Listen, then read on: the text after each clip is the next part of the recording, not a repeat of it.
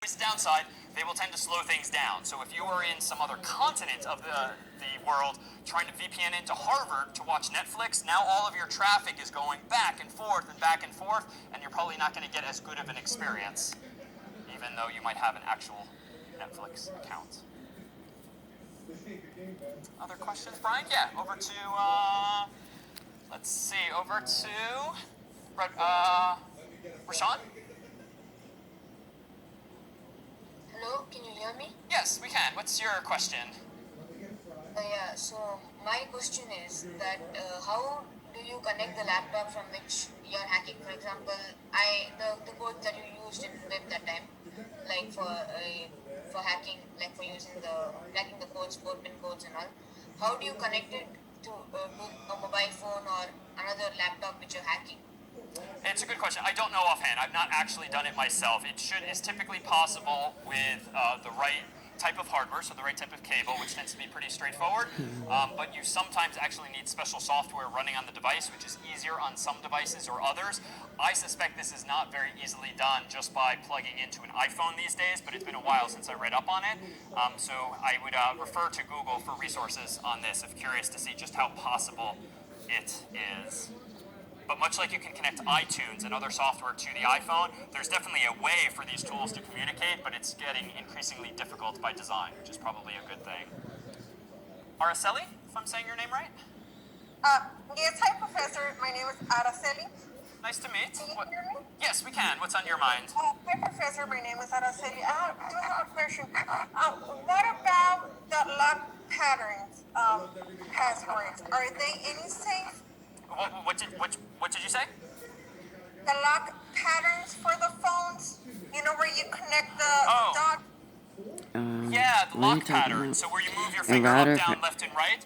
So those are. It's a good question.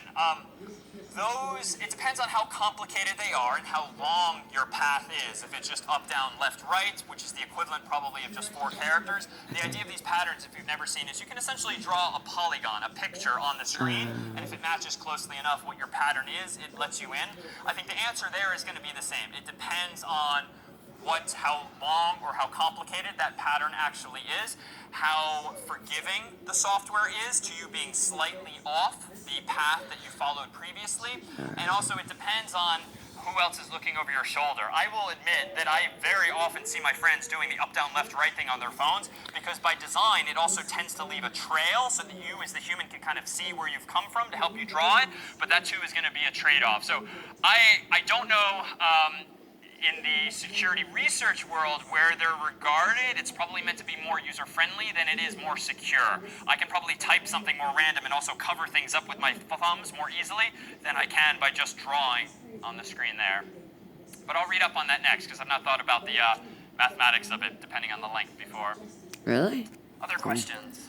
A few people are asking for software recommendations, that if I want to have a secure text message conversation with someone or a secure video call with someone without the company being able to intercept the conversation, what tools should we use? Yeah, so to their credit, Apple is actually done really well, I think, in sort of building their business in part, not just around hardware, but around privacy principles, far more so than like the Googles and Facebooks of the world, where you are the product, so to speak, because they're using advertising and other mechanisms to monetize your usage of the services. So Imessage, for instance, is probably a good place to start. Of course, you have to have a Mac or an iPhone for that to work, so it's more exclusive. In the Android or PC or computer world more generally, WhatsApp is quite popular. You might have some concerns with it actually being owned by Facebook, but that is a popular choice and has been very internationally possible.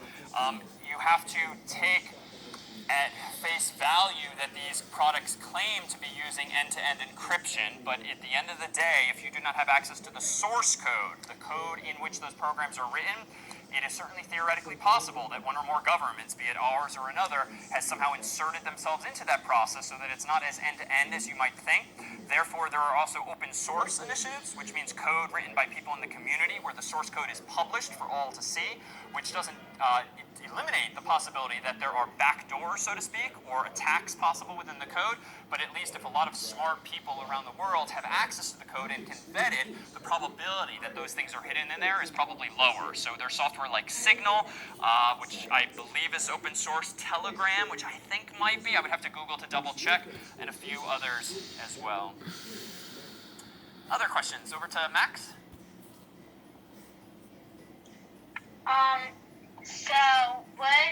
So are there any other types of attacks that you could do other than brute force attacks to access a password? Yeah, really good question. Other types of attacks? Unfortunately, yes. I was doing like this most simplistic attacks, which are brute force. Start at the beginning and go all the way to the end. But there's something to be said for what you might see in TV and movies where you guess someone's birth date.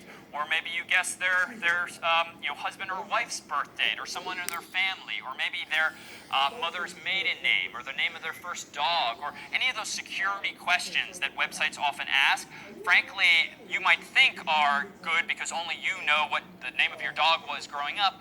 But no, if you posted that answer on social media, no, dogs' names tend to be fairly common, and so it's probably not that hard to guess all possible dog names. You can also do what's called a dictionary attack. And in fact, instead of just trying random numbers or letters from 0000 on up to 9999, I could use letters of the alphabet and start with all the A words in the dictionary, all the B words, C words, D's, and so forth, and just brute force my way through an actual dictionary, which might still have thousands or hundreds of thousands of words, but that's going to be far fewer than the quadrillion possibilities that I started alluding to earlier. So again, a piece of advice today might be, if your password is someone's birth date, or a pet you grew up with, or the name of the town you were born in, or the like, those are not hard pieces of information to guess, to look up in a dictionary, to look up these days on social media too often.